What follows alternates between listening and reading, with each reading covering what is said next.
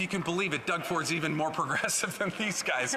But if you can believe it, Mr. Speaker, Doug Ford got out of it. And what did we see in the process? What have we seen since then, Mr. Speaker? And I'll conclude with this for question period. We saw Quebec move so much faster, so much further ahead in terms of emission reductions, electric vehicle charging stations, and protecting our environment. And now Ontario is lagging behind. I look forward to continuing after question period, Mr. Speaker. The honourable member will have 4 minutes and 45 seconds remaining when we return from question period. Statements by members. Déclaration de député. L'honorable député de... The honourable member for Saint-Léonard Saint-Michel. Thank you, Mr. Speaker. Today marks the beginning of the Italian Heritage Month here in Canada. Over the next 30 days, we will have the opportunity to celebrate, honor the richness of the Italian language, culture, and heritage.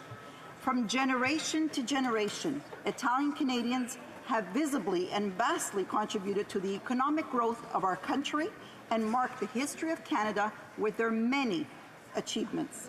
Tomorrow, June 2nd, is also an important date for Italian here in Canada and around the world, who will celebrate the 77th anniversary of the Italian Republic.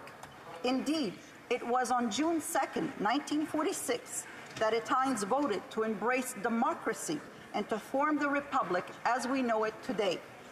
It is also the first time that women were allowed to vote in a national election, marking the beginning of our country's long-standing embrace of liberal values. Tanti auguri per la nostra festa della Repubblica Italiana and happy Italian Heritage Month. Great.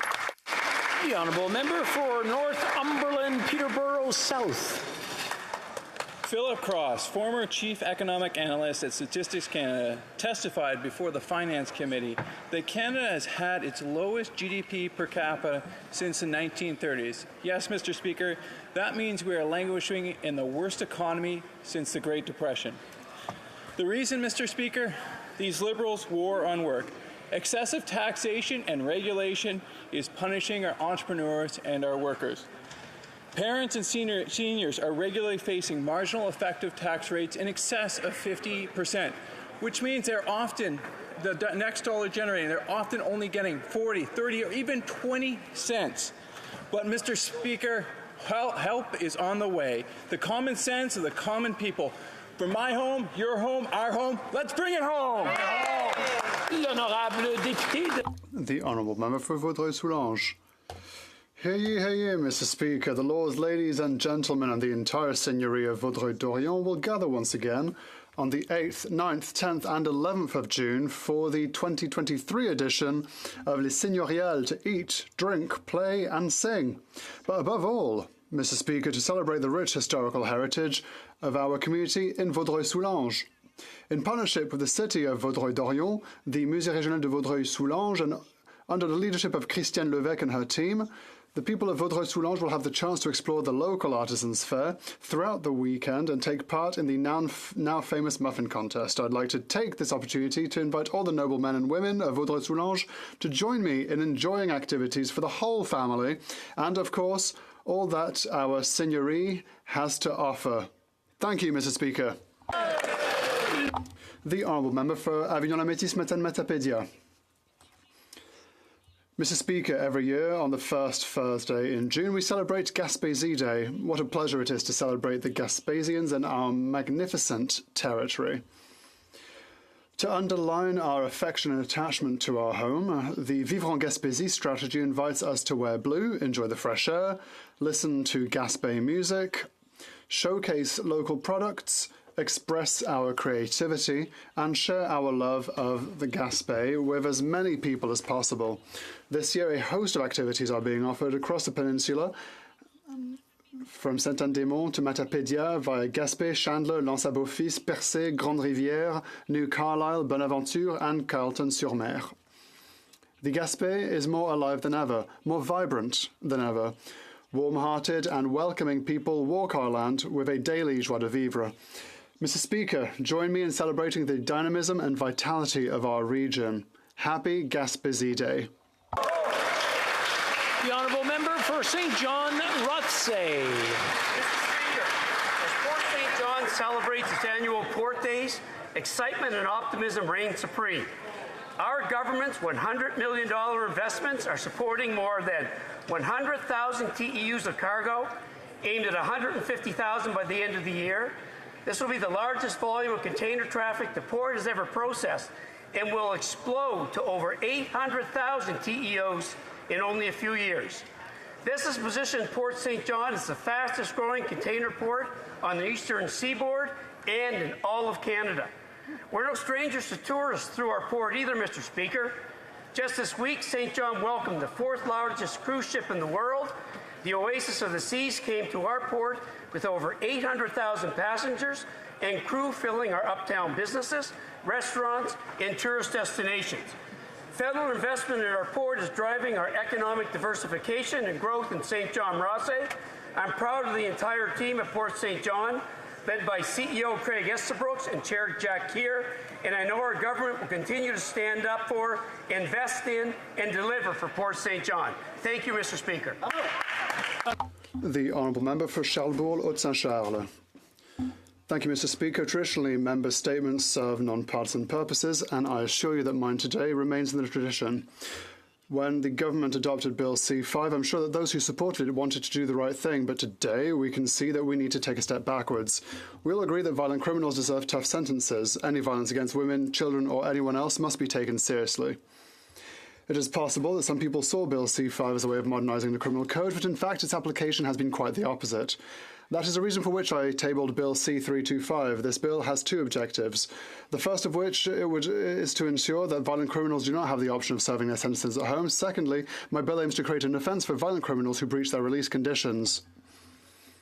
At present, there are no consequences for breaking conditions. Everyone says it simply doesn't make sense. We all have loved ones in our lives, and so as elected representatives, we must ensure their protection. Vote for C-325. The Honourable Member for Glengarry Prescott Russell. Mr. Speaker, today is International Milk Day, which is an opportunity to thank our dairy farmers who work tirelessly tooth and nail to provide our country with high-quality dairy products. The Canadian dairy industry plays a crucial role in our economy and our food supply. It is an economic force in rural municipalities. Our dairy products are not only delicious, but they are also produced with love, safety, and sustainability. We are proud of the quality of our dairy industry and its environmental innovation. Today, we celebrate the work of our farmers, producers, and processors, the efforts of which ensure that our tables are graced with delicious milk, as well as cherished byproducts such as butter, yogurt, and cheese. On this International Milk Day, I would like to express my gratitude to these dedicated individuals and thank them for their commitment towards quality and sustainability. Happy Milk Day to all. The Honourable Member for Vancouver Centre. Mr. Speaker, Liberal governments have done more to advance equality for the 2S LGBTQI+ community in Canada and globally. Yet we continue to see an alarming rise in hate directed at this community here and abroad. From 2020 to 2021 alone, there was a 64% increase in hate-motivated violence against this community in Canada. Queer and transgender Canadians are subjected to harassment, threats, vandalism, swatting, and assault. I ran in 1993 on the issue of equality under the law for 2S LGBTQSI+ persons, and I continue to champion this cause as our government funds community organization, banned conversion therapy, and redress past wrongs to the Canadian Armed Forces. What I have learned, Mr. Speaker, is that no one can take equality for granted. Basic human rights can be removed easily by non-progressive governments. Be on guard as parliamentarians and act for queer safety. The Honourable Member for Stormont Dundas, South Glengarry. As we begin to celebrate Pride Month, I want to say thank you. You see, I'm proud to live my life as an openly gay Member of Parliament. As a then 29-year-old mayor in small-town rural Ontario, my public coming out story could not have gone any better. My family and friends and colleagues to this date have been absolutely wonderful, and I'm truly blessed. But Mr. Speaker, I know that was often not the case for past generations, and sadly for too many people still today. Many lost their jobs, their livelihoods, their family, and friends. They risked everything for the freedom to live and to love as they were born. So for me, Pride Month, I am reminded through my lived experience of my blessings and also of the struggles made by others in tough times. Their sacrifice and pain has made it easier for Canadians like me to share my story and to have witnessed such progress. Every person that shares their story opens new hearts and new minds. Thank you to those who have fought and who keep fighting for a better and brighter future. Mr. Speaker, happy Pride, Canada. Well said. The honourable member for Mississauga, Streetsville. Mr. Speaker, the month of June marks Filipino Heritage Month. And on June 12th, Filipinos from around the world will celebrate Philippines Independence Day. From coast to coast to coast, there will be flag-raising ceremonies, cultural events, and festivals. Filipino Canadians have made tremendous contributions to this great country. It is an honor to stand here on behalf of nearly 1 million Filipino Canadians to mark this momentous occasion. I want to thank my friend and colleague, the member from Scarborough Centre, for advocating for Motion 155 to designate June as Filipino Heritage Month in Canada. This would not be made possible without her support and all the members in this House. This month, I encourage everyone to learn more about our rich Filipino heritage, culture, and traditions, not to mention food. I want to send a special mention to the Filipino interns who've traveled from across the country to work here on Parliament Hill.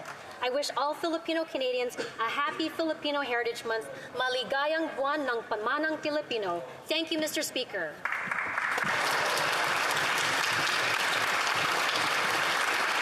The honourable member for Calgary Centre. Mr. Speaker, broken. That's the only word to describe what happens to everything this government touches. We're learning of yet another $3 billion loan guarantee required to complete the Trans Mountain expansion so that the Liberal government can sell it. They didn't have to buy it if they had not broken the regulatory approval process in the first place. The list just keeps getting bigger. Northern Gateway, Energy East, Tech Frontier, 17 LNG terminals, and this just in, Bay du Nord, broken.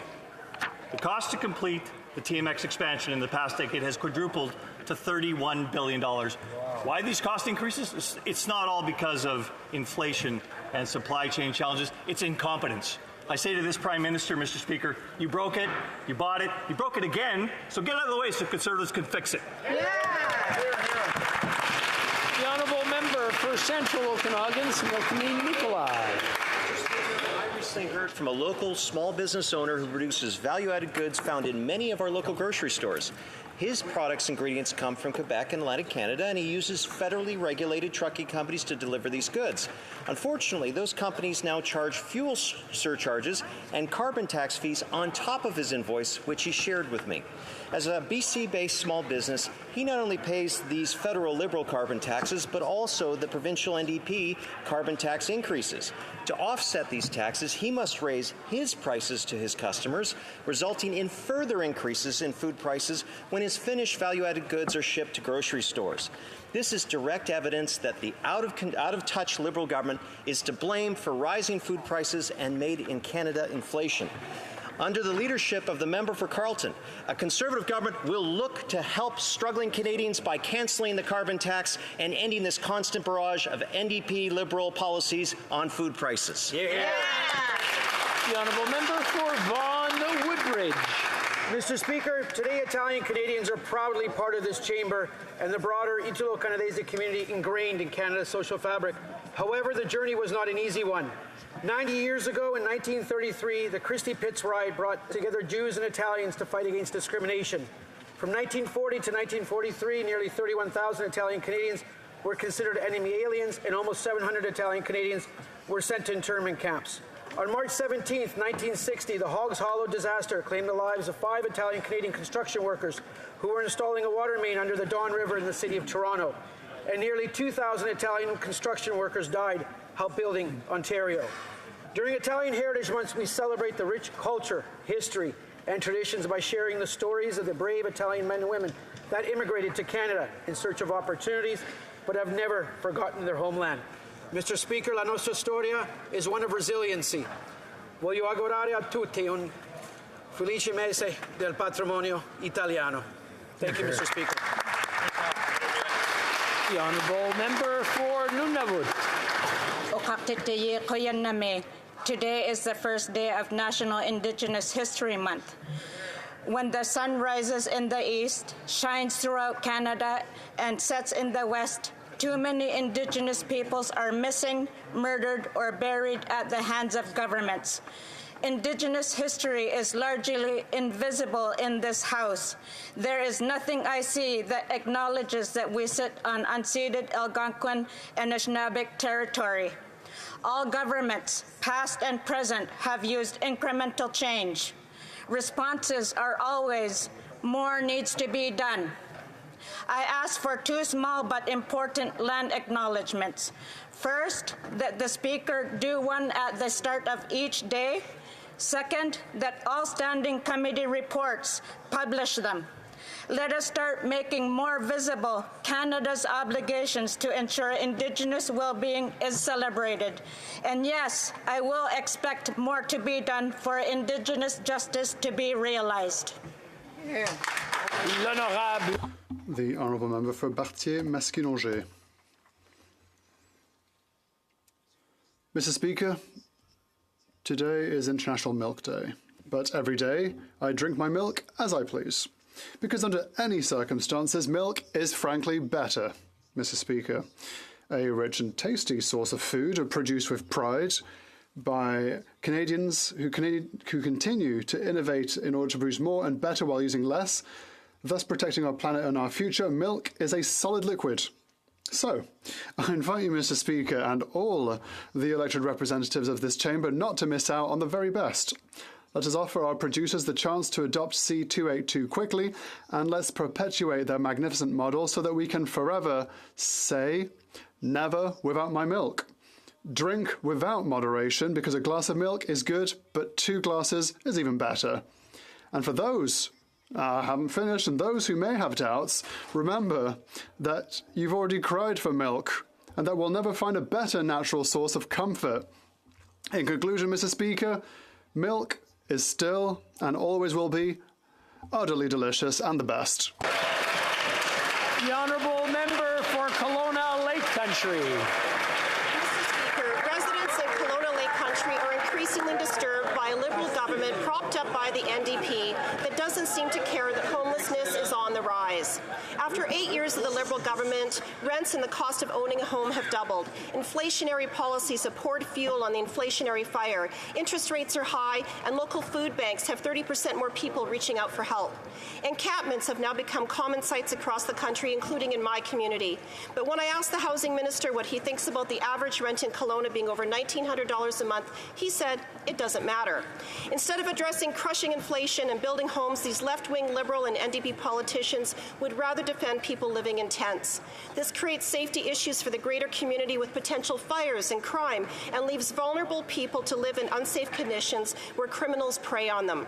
An Auditor General's report noted the federal government doesn't even know if their billions spent has improved outcomes for people experiencing homelessness, chronic homelessness, or for other vulnerable groups. Every Canadian deserves a safe place to call home. The honourable member for Hull-Aylmer. Merci, Monsieur le Président. Il y a 30... Thank you, Mr. Speaker. 35 years ago, I was a parliamentary page in this chamber. Many of my colleagues from the 1989 promotion is here with us today. We honour, Mr. Speaker, the memory of one of our colleagues, Carl Gillis, by giving a present to the House of Commons. In May of 1996, Carl went rollerblading along one of Ottawa's famous paths. It was to be his last. He suffered a devastating fall. The resulting injury was fatal. One of Canada's brightest lights was extinguished. Carl was vibrant, smart, caring, and compassionate. We lost a dear friend. His family lost a son, a brother, an uncle, a grandson, and I'm convinced that Canada lost a future Prime Minister. Carl loved Parliament. He loved public service and parliamentary procedure. Even at the tender age of 26, Carl was committed to making a difference as he embarked in his life in politics. Although he was robbed of that chance, he still had an incredible impact on everyone he met. J'espère que les pages futures. I hope the future pages will find this present from the 88-89 class to their taste and will know that they are part of a very large family of parliamentary pages.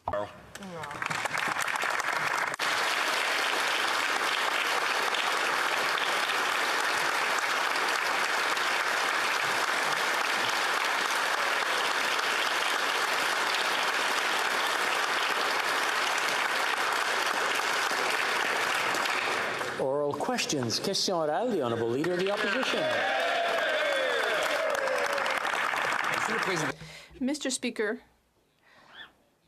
Parliament had a vote of non-confidence in David Johnston, the chalet buddy and ski buddy of the Prime Minister, member of the Trudeau Foundation, someone the Prime Minister appointed to investigate Beijing's interference. David Johnston said in answer to the vote that he doesn't work for Parliament, he works for the government, the Prime Minister, and that's exactly the problem, Mr. Speaker. Only 27% of Canadians trust him to do this work. Will the Prime Minister finally fire David Johnston and appoint an independent judge for an independent inquiry? For public safety. Mr. Speaker, I believe it's unfair and frankly offensive to question Mr. Johnston's allegiance. His 50-year career in public service makes it clear that his loyalty is to Canada. And I believe that he represents the highest ideals of hard work, dedication, public service, and humility. And we should all be thankful that he perseveres in his commitment to service to Canada. The Honourable Leader of the Opposition. I'd like to thank the Minister of Emergency Responsiveness for his briefing yesterday with regards to the wildfires. I know that Premier Houston and other provincial leaders have been working hard to protect public safety, to save lives, and minimize damage to property. Would the Minister please rise and give us an update, since the Government of Nova Scotia has asked for assistance, would he give an update on what assistance the federal government will provide? The Honourable for Emergency Preparedness. First of all, I thank the Leader of the Opposition for the question and also for attending that briefing. In an emergency when all Canadians' safety is threatened, it's all hands on deck, and it's important that we work together. Mr. Speaker, Premier Houston has in fact submitted a request for assistance. It was immediately approved. We have been mobilizing the resources Nova Scotia needs, and in fact many of those resources have already been delivered. We will act as expeditiously as possible to make sure that Nova Scotians get the resources that they need and that we respond positively. We work very carefully and closely with Premier Houston. Thank you. The Honourable Leader of the Opposition. Newfoundlanders and Labradorians are in shock today that the Beta Nor project is now being delayed by 3 years, maybe forever. This government killed 2 pipelines, bungled and massively overspent on a third, killed the Tech Frontier mine, blocked 14 or 15 massive natural gas liquefaction projects that are necessary to fight global climate change. Will this government remove its gatekeepers so that Newfoundlanders and Labradorians can bring home energy production to their province and our country? The Honourable Minister of the Environment. Thank you, Mr. Speaker. As the Leader of the Opposition well knows, that project, I approved myself that project just last year. And as the company has announced yesterday, they are putting the project on pause for 3 years because of market conditions. So that's their decision, that's the company's decisions, and we will take it as it is. Thank you, Mr. Speaker. Honourable Leader of the Opposition. Whenever this government henpecks to death a natural resource project, they force the company to claim it has something to do with market conditions. They do that by threatening them to do more damage on other projects. We know they did that with TransCanada's national pipeline, claiming that it was the daily price of oil that had caused the company to cancel a project that would have been in place for more than half a century. We know that the price of oil has been stable now. We know that the energy demand is going to be continuing for at least half a century. We know also this government kills projects like this. Why won't they get out of the way and let Newfoundlanders and Labradorians bring home paychecks for their people? The Honourable Parliamentary Secretary. Mr. Speaker, and again, I'd like to reiterate, this was an independent business decision made by Equinor. It's not a cancellation, and the decision was largely due to market forces. But let's also talk about the fact that right now we introduced legislation to diversify Newfoundland and Labrador's economy. We have introduced C-49, and it provides huge opportunities for offshore projects, resource projects, and that's what we're doing. We are making sure that we are diversifying and supporting the economies right across our country. The Honourable Leader of the Opposition. The problem is they can't get out of the way to let people get things done. It's not just oil and gas. The Fisheries Department blocked a tidal wave power project in Nova Scotia so long that the private company that was going to build it up and left to build it somewhere else. By the government's own admission, it takes as long as 25 years to get a mine approved. No wonder we don't actually produce any lithium here in Canada. We have to import it from abroad. And yesterday, the Resources Minister tweeted out a bunch of projects that aren't even started. Why won't they get out of the way so Canadians can get things done? The Honourable Parliamentary Secretary. Speaker, we are getting good projects done. And I'd like to highlight that just earlier this year, we've approved 2 mines. With the James Bay Lithium, Marathon Palladium, 2 mines approved under this government. More than that, if we're looking at LNG projects, let's look at Cedar LNG. It's a First Nations-owned business, and it is something that has been pointed out by that First Nation as being economic reconciliation in progress. We are supporting good energy projects in our country. Excellent. L'honorable député. The Honourable Member for La Prairie. Mr. Speaker, yesterday the House voted for a public inquiry on Chinese interference. All 3 opposition parties were defending the public, which is asking for the inquiry, but there will still not be an inquiry. Why? Because, as David Johnston explained yesterday, his mandate comes neither from the House of Commons nor the public. His mandate comes from the Prime Minister himself. And the Prime Minister said, no, over my dead body. People will not get the inquiry. Mr. Speaker, I know Liberal members across the way. They believe in democracy. Aren't they embarrassed to see their leader standing alone against an inquiry and against the entire public? The Honourable Minister of Sports. Mr. Speaker, I must say that as a relatively new parliamentarian, I am very disappointed to see that some elected officials do not seem to understand the importance of protecting our intelligence services and the people who work to gather that intelligence. Protecting democracy and our institutions is something we're all responsible for, and the responsible thing for opposition party leaders to do would be to get their security clearance, receive the briefings, and work with us to strengthen our democracy. The Honourable Member for La Prairie. Mr. Speaker, of foreign powers attacking our democracy, that is extremely important. A majority of people are asking for a public inquiry. People are concerned, and a majority of their elected representatives are asking for a public inquiry. One man, the Prime Minister, is fighting against what people want. The only person supporting him is David Johnston, who is not an elected official, and by his own admission only reports to the Prime Minister, not to elected representatives of the public. Mr. Speaker, if we want to defend our democracy, we need to respect it. When will the Prime Minister finally understand that? The Honourable Minister. Mr. Speaker, we should remember that by getting their security clearance, party leaders will be able to access the secret information that was used by Mr. David Johnston. So the responsible thing to do, to not just debate about opinions but about facts, would be to get the security clearance, receive the briefings, and then after that, work with the rest of the House to bring forward solutions to better protect our democracy and institutions, because foreign interference is something we should all care about here. A member for Burnaby South. Wildfires are raging across the country. We're seeing forest fires like we've never seen before so early in the season. Regions in the Atlantic are hard hit. The prairies are hard hit. Northern communities, the West. These are forest fires like we've never seen before this early. Communities are hard hit and impacted. What is this government going to do to deal with what might be a record-breaking year for forest fires and the damage that it might have on communities? The Honourable Minister for Emergency Preparedness. I thank the member for an important question. Mr. Speaker, we've seen a very significant number of fires in this country, and in fact, 2.7 million hectares of forest have been lost to fires so far this season. We're working very closely with the provincial and territorial partners, and we're making significant investments. But let me also acknowledge that there is a great deal more work to do.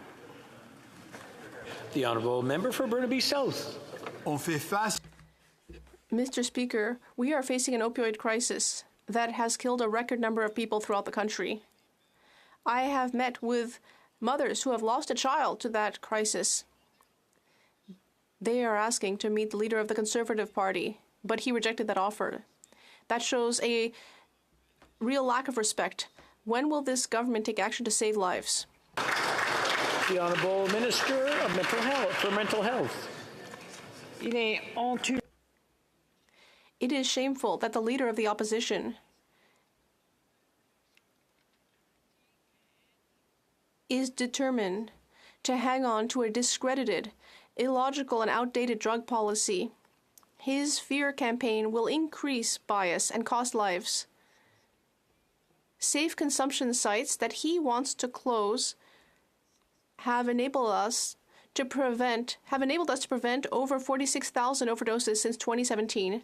We cannot allow the Conservatives to bring us back to the failed ideology of the past. Mr. Speaker, in response to yesterday's vote where members of Parliament representing a clear majority of Canadian voters demanded that he step down, phony rapporteur David Johnston said he isn't going anywhere. In fact, he said... I'm just going to, there's some words that kind of the meaning are just not really parliamentary. So I'm going to ask the member to just keep going, but remember that, okay? Very good. Please, from the top with nice language, please. Mr. Speaker, in response to yesterday's vote where MPs representing a clear majority of Canadians voted for him to step aside, Rapporteur David Johnston said he isn't going anywhere. In fact, he said he doesn't work for Parliament or Canadians. He said he works for the government. That's the problem, Mr. Speaker. He works for the same Liberal government that benefited from Beijing's election interference, and he personally serves the Prime Minister who chose to do nothing while Chinese Canadians were bullied into voting for his Liberal Party. Right. Nobody is fooled by this sham of a process. So when will the Prime Minister fire his ski buddy and call a public inquiry? Right. The Honourable Minister for Emergency Preparedness. I'm reminded once again that it's not only unfair but deeply offensive to listen to the member opposite question Mr. Johnston's allegiance to this country. His 50-year career in public service has made it crystal clear to everyone that his loyalty is to Canada.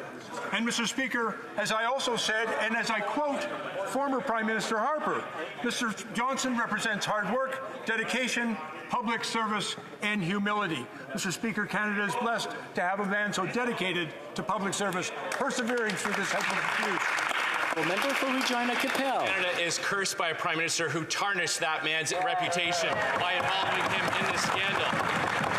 The Prime Minister can't be the one to decide how to investigate this scandal because he benefited from it. And David Johnston can't decide either because he's a family friend and a longtime member of the Trudeau Foundation. Yeah. And Frank Iacobucci can't be the one to sign off on David Johnston's role because he's part of the Trudeau Foundation as well.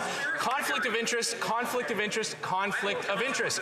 Why is it that whenever the best interests of Canadians conflict with the political interests of the Prime Minister always chooses himself?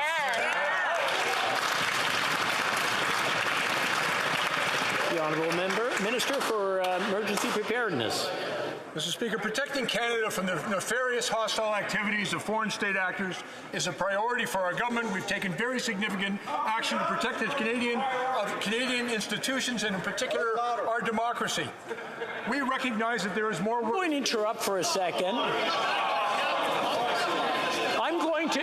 Please, quiet. Quiet. Okay, you heard me this time. What I'm going to ask is everyone to respect each other so that one side doesn't see the other one screaming or the other side doesn't see the other side is screaming. It does go both ways, and that's the way we're going to enforce it. The Honourable Minister from the top, please, and hopefully we have some peace and quiet and some respect in this chamber. Well, thank you, Mr. Speaker. Mr. Mr. Speaker, protecting Canada from nefarious hostile activities of foreign state actors like China is a priority for our government. We have taken significant action to protect the integrity of Canadian institutions and in particular our democracy.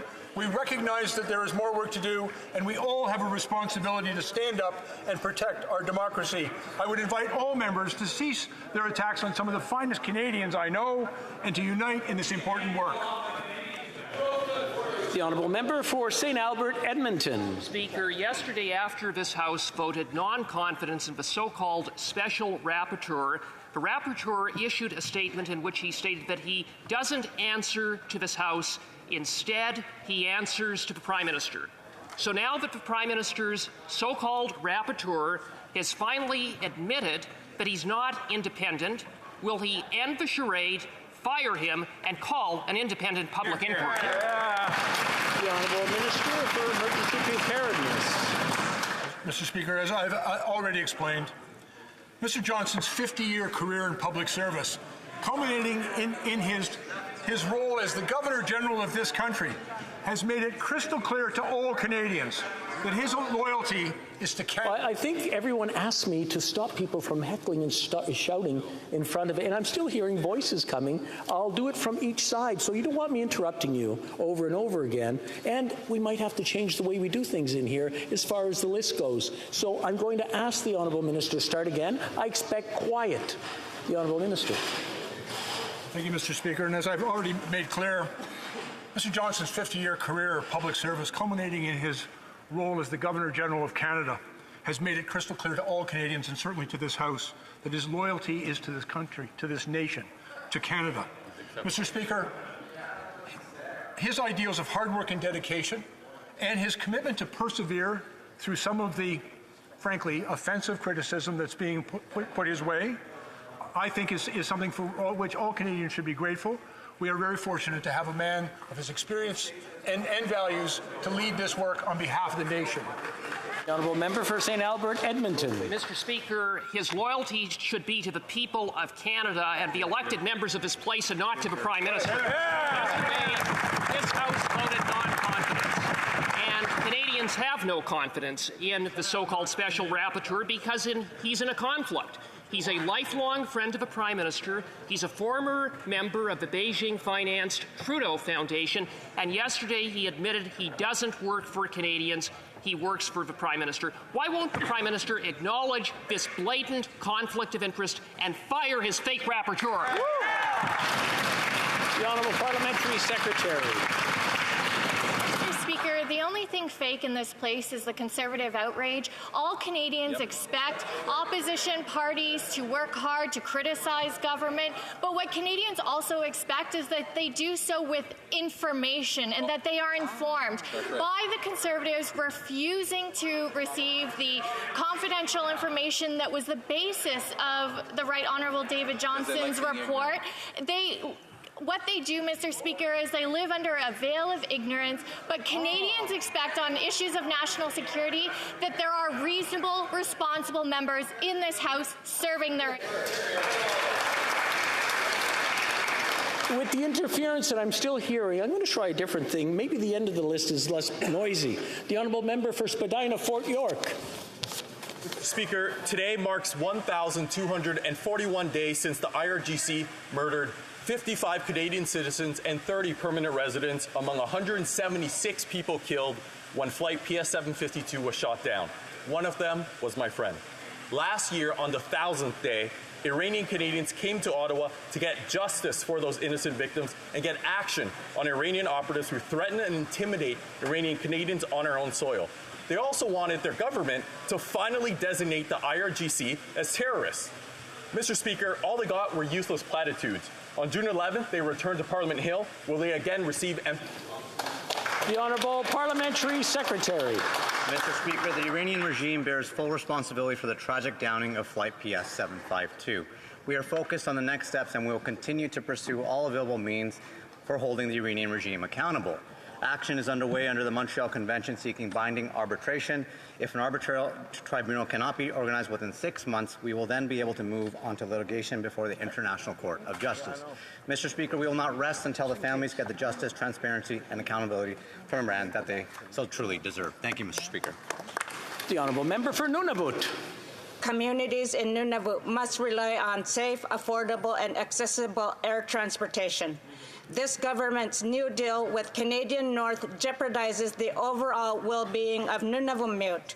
Raising prices would increase the cost of food and supplies and threaten the already limited health care that people in Nunavut rely on.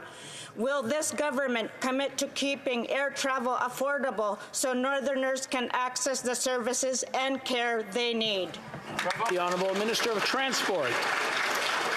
Sir, I want to thank my honourable colleague for her question. Our government understands the importance of air transportation, accessible, affordable air transportation to many regions of Canada, including the North.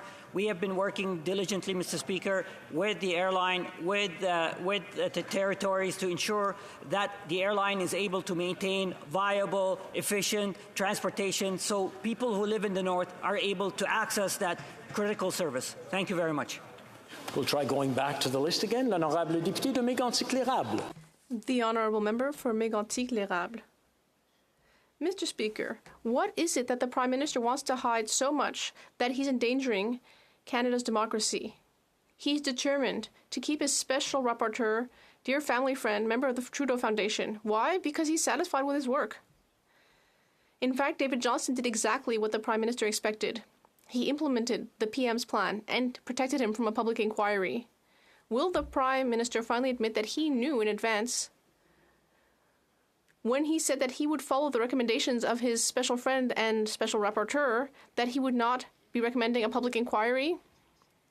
Mr. Speaker, while foreign state actors try to undermine our democracy, what do you see from the Conservatives? Nothing more than political attacks. Every single member of this House, every Canadian should take the issue of foreign interference seriously. But what the Conservatives do is they don't offer solutions. They don't offer recommendations. All they do is take cheap political and personal shots. And Mr. Speaker, Canadians expect more maturity from the official opposition, but we are going to work hard to ensure our democratic institutions are protected for all Canadians because it's not a partisan issue. Hear, hear. It's getting noisy again. I'm going to try the back end of the list again. The honourable member for Bonavista, Buren Trinity. Mr. Speaker, our veterans represent the very best of us. The women and men who served our country have done so with immense bravery and selflessness, and they deserve the best care and support possible. There are so many unique organizations across Canada that are going above and beyond to help support our veterans and their families. They're integral to veterans, but also important pillars in our communities. Could the Minister of Veterans Affairs please share with this House what's being done to support these organizations? Honourable Minister for Veterans Affairs. Thank you, Mr. Speaker, and I thank my honourable colleague for this important question. Last week, I was in the Old Mission Brewery in Montreal to announce over $6 million in funding to 21 organizations right across the country that are doing vitally important work to support our veterans and their families. These projects will help veterans in a wide variety of ways, including addressing homelessness, retraining, employment, mental health, and supporting underrepresented veterans. We will continue to work hard to ensure Canada's veterans have the care and support they need and deserve. Thank you, Mr. Speaker. The honourable member for Beauce. The honourable... I'm sorry, but that's not the way my list is working. There's a rule that says the speaker decides who's going to speak next. So I'm going to ask him to sit down. So if the member for Beauce wants to get up, he can get up. Otherwise, I'll go to the next name on my list. I'm glad the honourable member for Beauce got permission. The honourable member for Beauce. Thank you, Mr. Speaker. Today is World Milk Day, and I would like to rise to speak to the hard work of all dairy producers and processors from sea to sea. They work so hard, but with the second carbon tax, that is being brought in by this government, the entire agricultural sector is threatened. Canadians need farmers to put food on the table. When will the Liberals finally wake up and cancel the second carbon tax so that Canadians can feed their families?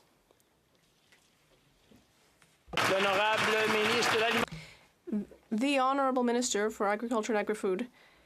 Well, I'd like to wish everyone a happy World Milk Day. And I'd like to thank my colleague for giving me the opportunity to sincerely thank all of our dairy producers throughout the country. They are working very hard to ensure that we have sustainable agriculture. And did you know that our milk producers are committed to a sector that is zero emissions? I'd like to congratulate them for this plan. Thank you. The Honourable Member for Mégantic-l'Érable. Mr. Speaker, the Special Rapporteur admitted it himself yesterday. He received his mandate from the Prime Minister, and he doesn't care at all about the vote in the House of Commons. According to the Journal de Montréal, it is clear that Mr. Johnston has become Justin Trudeau's advisor. His understanding of his role is to protect his boss, the Prime Minister, even if it means sacrificing his career and his reputation. That's according to Yasmine Abdel-Fadel, today in the Journal de Montréal. The name of the column is David Johnston is the new enemy of democracy. That's not something the Conservatives are saying, Mr. Speaker. When will the Prime Minister finally put an end to the former Governor General's sufferings? When will he put an end to this farce and trigger a public inquiry? The Honourable Minister of Sport. Mr. Speaker, as my colleague explained earlier, David Johnston has had an exemplary career. He has always been devoted to serving Canadians, and he still is. I would like to remind my colleagues, whether Conservatives or in the Bloc Québécois, I'd like to remind them that we should respect and protect Canadian intelligence services. We should respect and protect all those who are working to gather that intelligence. I would ask the leaders of the parties to get their clearance, receive the briefings, and that we stop talking about mere opinion and instead get the facts and have constructive discussions about our democracy and institutions. Thank you. L'honorable député de Trois-Rivières. The Honourable Member for Trois-Rivières. Thank you, Mr. Speaker. Since February, the opposition parties have been asking for a public inquiry on Chinese interference, but the Prime Minister refused to do so. And instead, he appointed a special rapporteur, despite everyone else's opinion. And 3 months later, we're still in the same impasse. David Johnston finally tabled his report. He blames everyone, the media, CSIS, the opposition, everyone except for China and this government. That's why yesterday, the House once again asked for a public inquiry because people's desire for a public inquiry is not being respected. When will this government finally start a public independent inquiry? The Honourable Minister of Sport. Mr. Speaker, opposition party leaders would have access to all of the intelligence that did enable David Johnston to draft his report and to make the recommendations that we have now. The right thing to do would be to get their security clearance, read the report, and then come back after to be able to discuss constructive solutions to protect our institutions and our democracy. Foreign interference is a threat to our country. It should be taken seriously, above and beyond partisan fear-mongering. The Honourable Member for Trois-Rivières. Well, Mr. Speaker, I'd hoped for a better answer. Let's come back to what we learned yesterday about the member for Durham. CSIS told him that he was the target of a Chinese disinformation campaign during the 2021 election. And let's not forget that he was the leader of the opposition at that time, someone who could have legitimate aspirations to become Prime Minister. He was the leader of a party that did, after all, receive the most votes in 2021. So we're not just talking about just anyone. It's not just the government that is the target of interference. This affects all of our democracy. We are all affected. We're all asking for a public inquiry. What is the government waiting for? Mr. Speaker, I'm really happy to see the Bloc so interested in this issue. But what Mr. Johnston's report actually said was that he included an annex with all of the information that he reviewed, the confidential information that he reviewed, and he provided it to party leaders and asked them to receive their security clearance, to review it, and determine if his recommendations from it were appropriate. But, Mr. Speaker, what has the leader of the Bloc chosen to do? Close close his eyes under a veil of ignorance and ignore the actual facts of the matter. Honorable député de Laurentides-Labelle. Monsieur le Président, une députée. Mr. Speaker, an NDP member, a Conservative member, and the former leader of the official opposition, they have all been targeted by these threats, and I'm sure there are many others. And yet the Prime Minister tells us that it's the opposition that's creating a toxic climate here? Really? The toxic climate is caused by the fact that our election system has been threatened, and the government only wants to discuss that behind closed doors and take no action. The time has come for transparency. The time has come to cast light on the situation. The time has come for a public and independent inquiry. When will they finally understand? The Honourable Minister of Sports. Mr. Speaker, what the time has come for is for opposition party leaders to put aside partisanship, go receive the briefing, as they have a right to do, and then we can move on, discuss facts, and discuss solutions. Because the matter of foreign interference, everyone agrees on this, it's a threat to our country. It must be taken seriously, and it must be done right. We need to protect our intelligence services. We need to protect public servants who are gathering that intelligence. They need to do the right thing. Go get the briefing. Je vais mentionner que je ne vois pas le nom du... I would like to mention that I do not see the name of the member for Portneuf, Jacques Cartier, on this list, but he wants to ask questions anyway. You'd better go talk about it with your whip. For Chatham, Kent, Leamington. Mr. Speaker, this government's policies are akin to death by 1,000 taxes as Canadians watch their life savings bleed away. Gas prices are draining their bank accounts, and as Liberal Carbon Tax 1 adds 41 cents per litre. Liberal Carbon Tax 2 adds another 17 cents per litre. But don't forget, Mr. Speaker, just like adding salt to this open wound, the government's GST is a tax on a tax on a tax.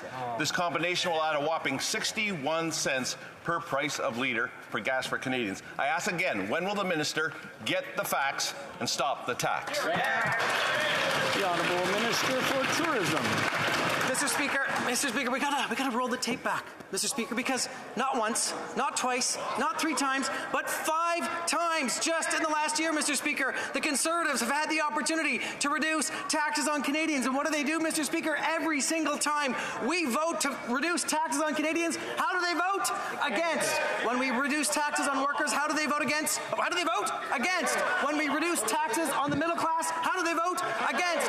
When we reduce taxes on people who just want to pay their bills, how do the Conservatives vote? Against. You know the plan. We do. We're going to keep delivering for Canadians. The Honourable Member for Prince George, Peace River, Northern Rockies. Mr. Speaker, mothers in the North are having to make very difficult decisions because of this Prime Minister's first carbon tax. And now it's even worse with their new carbon tax 2.0. From Northwest Territories MLA Jackie Jacobson, we're really hurting. Single mothers are having to choose to buy Pampers or pay their cell bill or pay their power bill or pay to buy food, and people are going without. No mother should ever have to make the difficult decision between buying food or keeping their children warm in winter. When will this Prime Minister finally end and axe his cruel carbon tax? Excellent. The Honourable Parliamentary Secretary. Speaker, we know the rising cost of food and groceries is having a challenging impact on families and single moms, and that's why we introduced programs like the $10 a day childcare, the Canada Worker Benefit, dental care, and the Canada Child Benefit to help make more life more affordable for families, for moms, and all Canadians. Thank you, Mr. Speaker. The Honourable Member for Louis Saint Laurent. Mr. Speaker, Canadian families are all suffering financially, but this government is continuing to be greedy, not to help people, but just to take more money out of their pockets with its new taxes. Not once, not twice, not thrice, 4 times. First of all, the Liberal carbon tax. That was the first thing. Then they put a tax on that tax. Now they have a second Liberal carbon tax, and they want to tax that, so that makes 4 in total. Ridiculous. When will this government understand that 4 taxes on Canadian families who are struggling, that's a terrible idea? The Honourable Minister of the Environment. Mr. Speaker, I must admit that it's very disappointing to hear my honourable colleague across the way make these kinds of shortcuts, because he knows very well that in Quebec, the carbon pricing system does not apply. And speaking of carbon pricing, Mr. Speaker, In 2021, all members of the Conservative Party campaigned for carbon pricing. Not only that, 19 members on the other side campaigned for that in 2019 and in 2008. And yet, twice over, they're breaking their promises to Canadians. That's not what we do on this side of the House. We work for Canadians, and we are fighting climate change. A member for Vancouver Kingsway. The Minister of Health recently blocked reforms that would save Canadians billions on their prescription medicines. The minister said he did this because he wanted to be consulted by Canada's drug price regulator, but didn't receive an invitation. In fact, documents obtained by the Health Committee show he was invited at least 5 times. Wow. And the minister's office either ignored or rejected them. Why won't the minister come clean with Canadians and just admit it?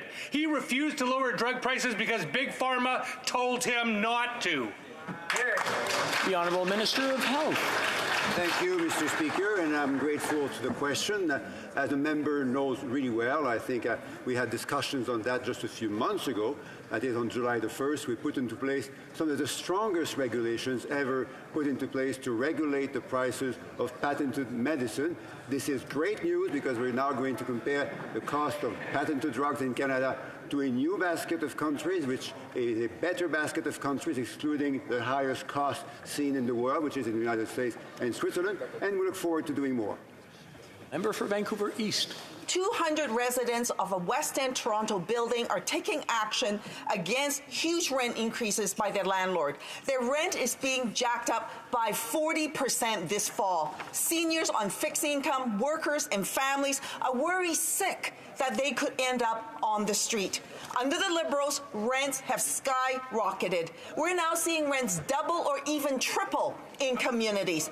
This is unacceptable. Will the Liberals stop these rental evictions, put people before profits, and launch an acquisition fund for nonprofits to keep rents low? The Honourable Minister for Housing. The Honourable Member knows that rent subsidies and making sure that rental rates reflect fairness is really in the provincial jurisdiction. However, we do believe that we have a role to help vulnerable renters. That's why we introduced the Canada Housing Benefit, which is helping tens of thousands of Canadian households across each province and territory in Canada. That's why we also introduced a top-up to the Canada Housing Benefit. It is why we're also making sure we're building more rental supply, including more supply of affordable rental units across the country, Mr. Speaker. Honourable Member for Scarborough Agincourt. Speaker, this year marks the centennial of the Chinese Exclusion Act, a shameful chapter in our nation's history that we must not forget.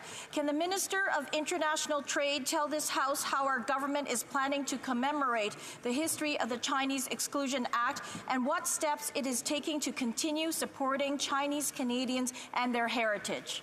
The Honourable Minister. Mr. Speaker, 100 years ago, the Chinese Exclusion Act was passed in this Parliament that stopped Chinese immigrants from coming to Canada, stopped families from reuniting, and caused racism and harm. These same Chinese immigrants helped build Canada's railway to connect our country from coast to coast to coast. I pay tribute to those whose strong advocacy repealed that law, but it took 24 years. Our government is recognizing the centennial as an event of national historic significance, and we're commemorating it with a plaque. We must ensure that this never happens again. The Honourable Member for Lakeland. Mr. Speaker, the Liberals' first carbon tax hikes the cost of gas and diesel, doubles heating, and makes groceries more expensive. So a record 1.5 million Canadians had to go to a food bank in 1 month, and 1 in 5 Canadians skip meals just to get by.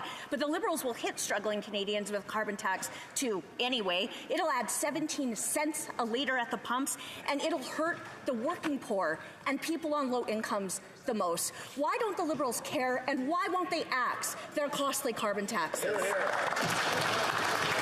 The Honourable Minister of the Environment. Thank you, Mr. Speaker. So setting aside for a second the fact that the members opposite all campaign to put in carbon pricing in Canada, let's look at what they're saying no to. So they're saying no to clean air and clean water, Mr. Speaker. While we're evacuating people in New Brunswick, in Quebec, we had to airlift people outside of Fort Chipewyan last night, Mr. Speaker, because of climate change. They're saying, let's make pollution free again. Let's move away from the economy of the 21st century. Mr. Speaker, we're saying no. We have the strongest economy of all G7 countries last year, and we're the country that has reduced its emission the most of all G7 countries. We can fight climate change and have a strong economy. The honourable member for Lakeland. The Liberals say the carbon tax are supposed to reduce emissions, but after 8 years they've missed every target, and they only went down slightly once when governments locked Canada down. To really help lower global emissions, Canada could export LNG, but after 8 years and 18 proposals, the only one getting built was approved by Conservatives before. From oil and gas to critical minerals to tidal power and to offshore opportunities on every coast, the Liberals hold Canada back. The world wants Canada's energy and technology. These Liberals are out of touch and Canadians are out of money. So when will they axe their harmful, failed, costly carbon tax? The Honourable Minister of the Environment.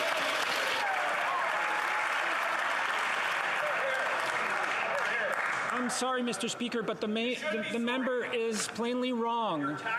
We haven't missed our target. They missed our target. I was in Copenhagen in 2009 when Prime Minister Harper committed Canada to reduce its greenhouse gas emissions. They did nothing, Mr. Speaker.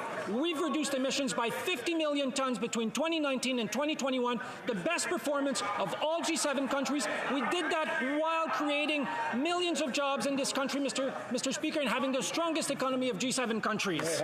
Honourable member for Carlton Trail, Eagle Creek. 8 long years, out of control spending, and what are we seeing, Mr. Speaker? More Canadians using food banks, going hungry, and worried about how they're going to make ends meet. Carbon tax number 1 increases a litre of gas by 41 cents and makes everything more expensive. Carbon tax 2 adds another 17 cents and more pain for Canadians. Add the GST and the price is 61 cents a litre. Why is this Prime Minister so intent on pricing Canadians out of a living? It's a great question. The Honourable Minister for Tourism. Mr. Speaker, I quote from the 2021 Conservative Party platform, "Our plan will ensure that all Canadians can do their part to fight climate change in a way that works best for them and at a carbon price that is affordable, increasing to $50 a ton." And the document further states we will assess progress so carbon prices can be on a path to $170 a ton. Mr. Speaker, either they believe that climate change is real or they don't, but there's one thing that's for certain: the Canadians in this country can't believe a word that side says. I'm going to ask the honourable members, before going to the next question, again, if they want to have conversations across the aisle, just cross the aisle and talk to each other. Don't talk across to each other, please. Now, the honourable member for Tobic-Mactaquac. Mr. Speaker, the carbon tax has been in place in some jurisdictions in Canada now for nearly 15 years. The Commissioner of the Environment admitted at committee recently that Canada has no metric by which to measure if there has been any reduction in carbon as a result of its implementation. Right. With no results other than its diminishing effects on Canadian pocketbooks, why in the world would this government place an additional carbon tax on their already weary and burdened backs? When will this government finally listen to the common sense of the common people and scrap this useless, regressive, ineffective, and punitive tax? The Honourable Minister of the Environment. Thank you, Mr. Speaker. Unfortunately, the Commissioner to the Environment did not have the benefit of our latest national inventory report, which shows that we have the best performance of all Wait a minute. Wait. Whoa. Both sides are talking to each other. It's like we're not at a party here. We're in the House of Commons. So I want everybody to just calm down and listen. The Honourable Minister, if you can start from the top so we can all hear your answer, please. With pleasure, sir. As I was saying, when he went to committee, the Commissioner to the Environment did not benefit from the information in our latest national inventory report, which shows that we've reduced emissions by 53 million tons, Mr. Speaker. That's the equivalent of removing 11 million vehicles from our road between 2019 and 2021, while we're landing deals like Volkswagen, like we're landing deals with Tidewater in BC, Imperial 720 million plant in Alberta for biorefinery, Federated Co-op $2 billion plant in Saskatchewan, or Bria's plant in Newfoundland, which have received in the last few months $300 million. The Honourable Member for Jonquière. Mr. Speaker, the Quebec National Assembly on Thursday unanimously demanded the release of the Grenier Commission documents. This commission revealed that the federal government incurred illegal expenses during the 1995 referendum. Now the National Assembly will be missing crucial documents, those from the federal government. Ottawa has already refused to open its archives. The Minister of Heritage was asked to cooperate on Tuesday, but instead he accused the four parties in Quebec City of living in the past. Let's give him a second chance, Mr. Speaker, to be more constructive with the 125 elected members of the National Assembly. Will he open his archives to them? The Honourable Minister. Mr. Speaker, I was talking directly to my friends from the Bloc who are constantly seeking quarrels. Mr. Speaker, let's talk about quarrels. It reminds me of the famous...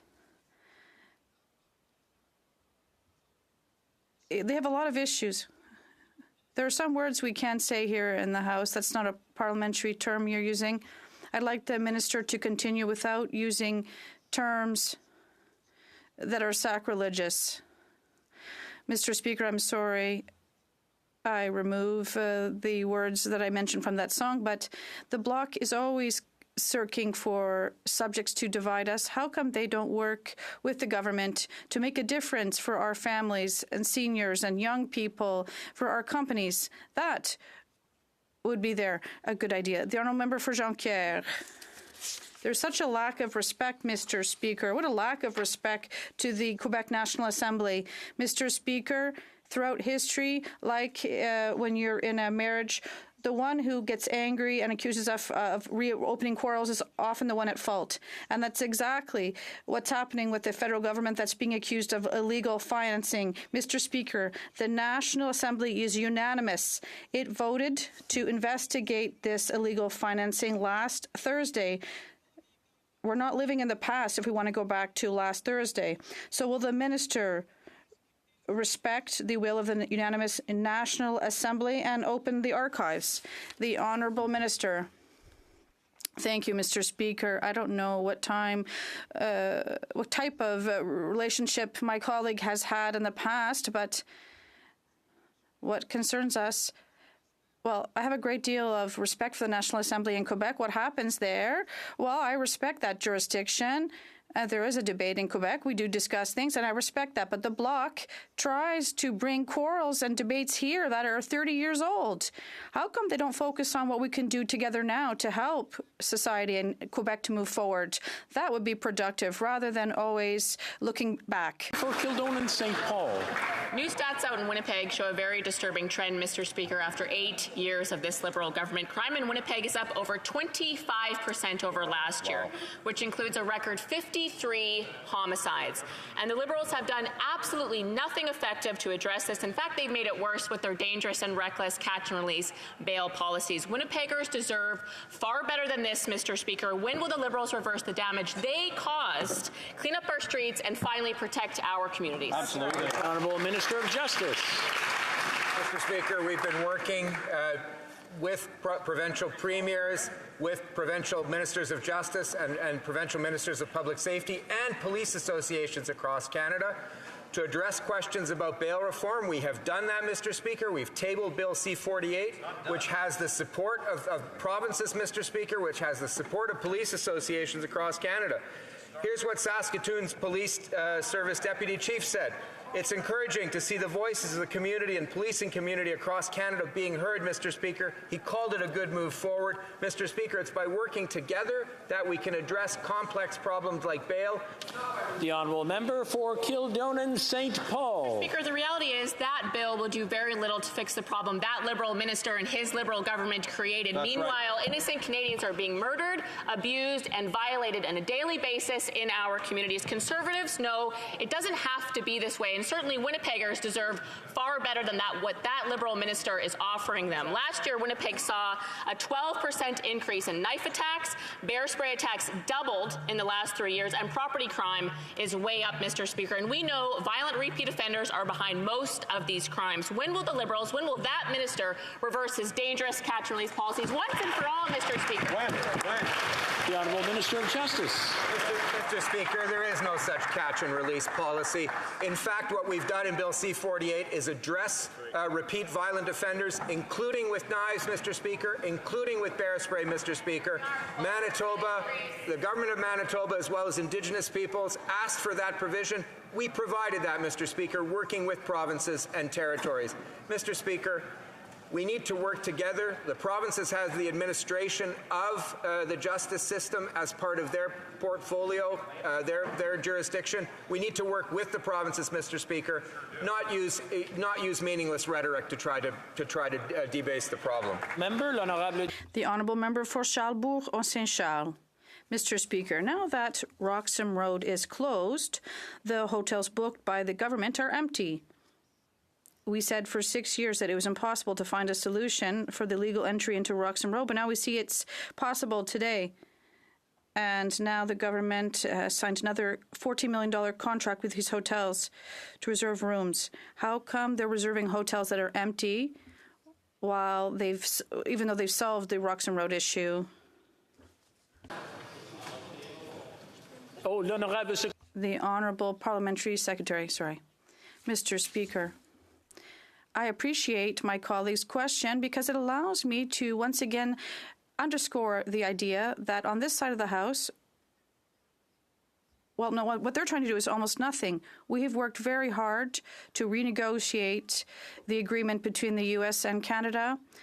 We have always been here for people who are asking for assistance. And, Mr. Speaker, we've already seen results that are concrete with asylum seekers, and will always be there for the well-being of everyone who is asking for assistance from Canada. The Honourable Member for Lac Saint Louis. Mr. Speaker, water is Canada's most precious natural resource for our economy and well-being. 20% of the world's freshwater reserves are in Canada, and it is also an enormous responsibility for us. Last week, the Prime Minister and the Parliamentary Secretary to the Minister of Environment were in Winnipeg to mark an important investment to protect Canada's water. Can the Minister of the Environment tell us more about this important step towards protecting 30% of Canada's water by 2030? The Honourable Minister of the Environment. Thank you, Mr. Speaker. I'd like to thank my honourable colleague for his question and for all his work on the Environment Committee. In the last budget, we did invest more than $750 million in protecting fresh water across the country, which will allow us to establish an independent water agency in Winnipeg to protect the health of Canadians. It's protecting our economy and the future of our country. We've done quite a great deal. We still have more to do. Thank you. Central Notre Dame. Mr. Speaker, I'm disgusted. The people of Newfoundland and Labrador are disgusted. After 4 years of Liberal delays, the Beta Nord project was approved with 137 onerous conditions attached.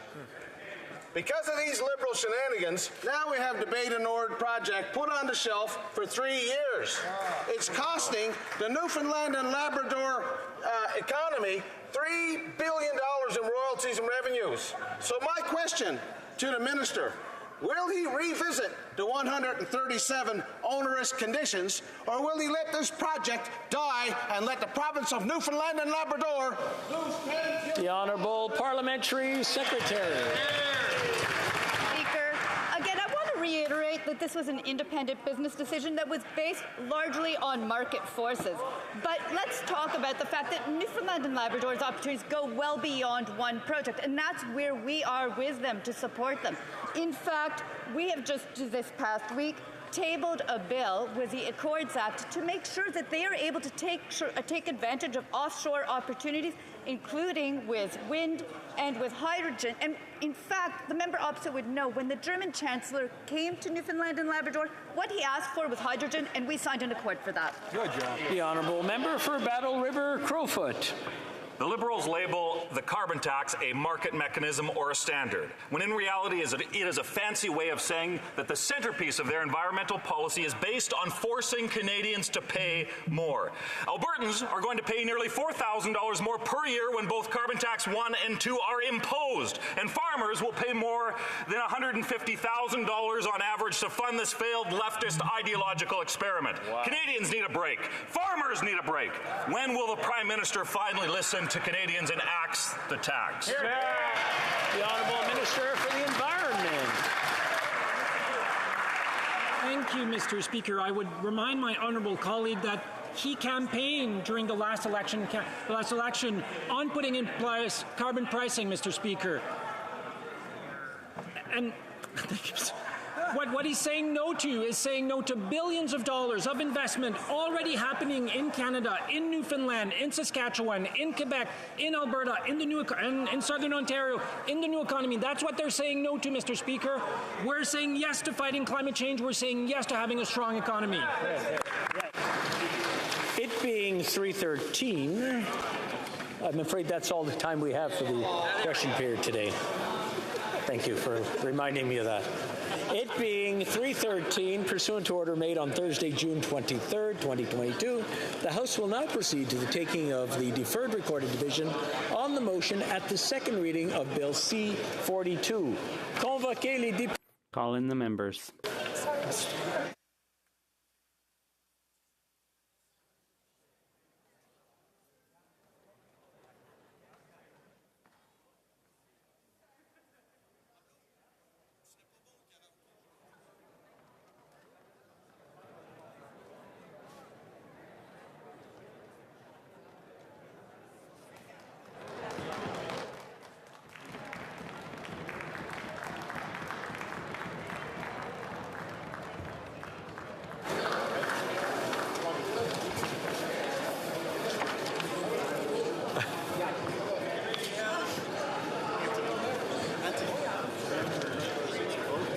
No.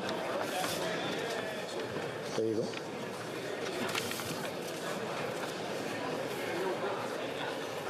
The question is as follows. Mr. Champagne, seconded by Ms. Jazik, move that Bill C-42, an act to amend the Canada Business Corporation Act and to make consequential and related amendments to the other acts, be now read a second time and referred to the Standing Committee on Industry and Technology. La période. The 10-minute period for members voting electronically has started, and the House will now proceed to the vote for members participating in person. Son. All those in favor of the motion, please rise. Mr. McKay. Mr. McKay. Mr. Blair.